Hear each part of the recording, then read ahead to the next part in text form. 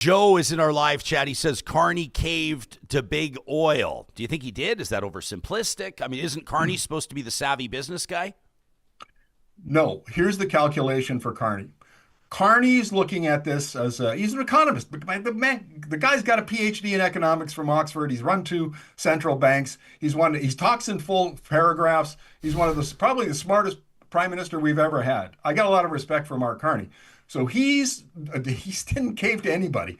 He's making his calculation. He's saying, okay, I want a new national economy.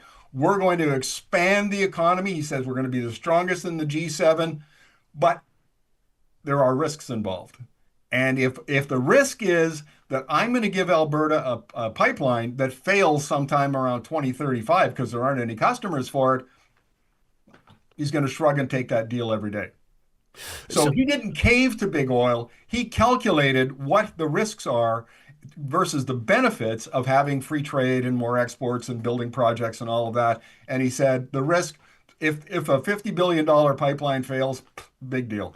Maybe, hopefully, the private sector will bear the cost. And if there's some public money in it, I'll be long gone. I don't care. Maybe it'll succeed. Who knows?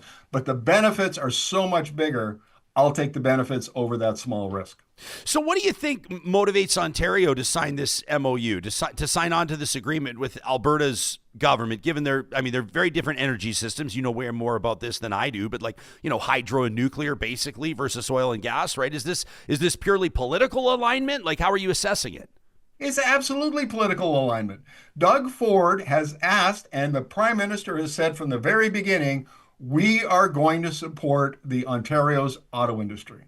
And we've seen now with Trump that, with the tariffs, it used to be that Trudeau and Biden lined up against China, right? They brought in 2024, they brought in those 100% EV tariffs against the Chinese EVs to keep them out, to give the domestic industry time to adjust and build out its own EV capacity. Then Trump came along and kneecapped the whole thing. Now Ontario's sitting there going, oh my God, what do we do? I mean, where are we going to sell our automobiles? Trump wants all of our industry back in the US.